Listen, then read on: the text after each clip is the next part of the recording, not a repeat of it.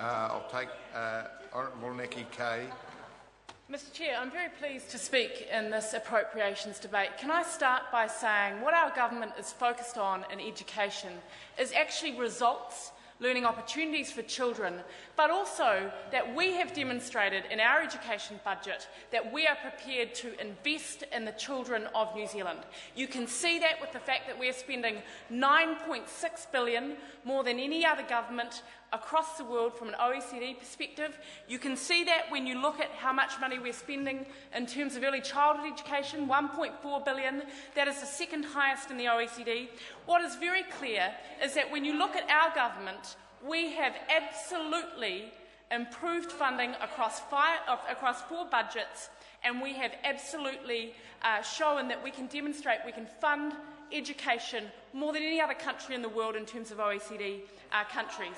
The second thing I'd like to say is when you actually look at outcomes and accountability, because we heard that tonight from Chris Hipkins, we heard the word accountability. Well, I want to make it clear.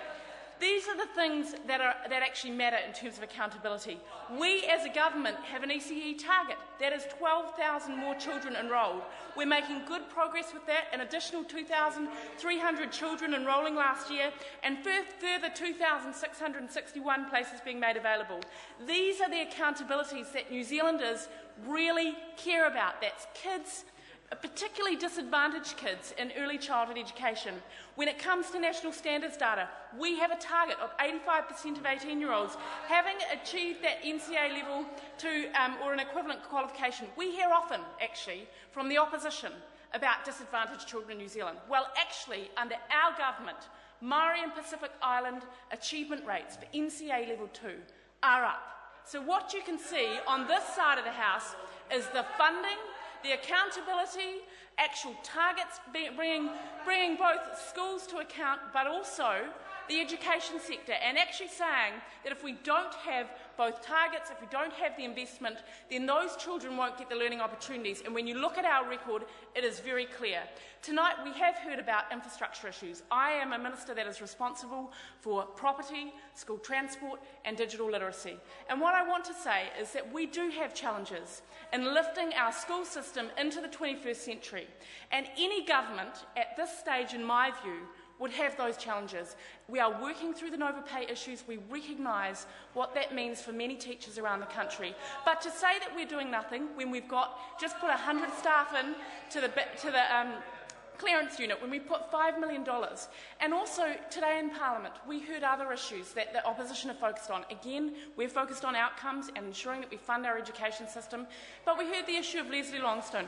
And I just want to raise with Chris Hipkins, who's been particularly interested in that issue, I want to remind him, actually, I want to take him back and remind him when he was Victoria University Student Association President, what he said back then about a $420,000 package to get rid of former Vice-Chancellor. And I quote from the Herald in 2000. Victoria University Students Association President Chris Hipkins said while he did not like the idea of paying people money to go away, it was money well spent.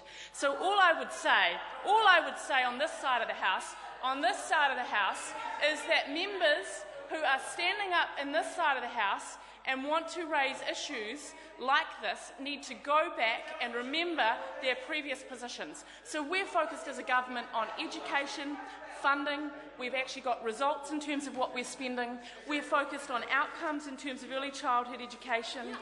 And what we have from the opposition is actually a whole lot of issues that don't focus on how you raise achievement for young people in New Zealand, because they oppose national standards. They've opposed national standards. They actually also oppose partnership schools. And what I want to say to members across the House is we have choice in early childhood education. So actually the private sector are involved in the delivery of early childhood centres. I was recently in Botany where I got to see a private early childhood centre on school grounds. The advantage of that is actually that we get to see children, and this was supported by the teachers in that school, we get to see children right throughout their journey. So the private sector is involved in tertiary education, it's involved in early childhood education. So the fact that we're offering some communities a bit of choice is a great thing because parents deserve choice in education. So I think there's a very clear difference on this side of the House in education between a government that is delivered in terms of funding and outcomes. Kia ora, Flavel. Tēnā koe, Mr Chair, kia ora.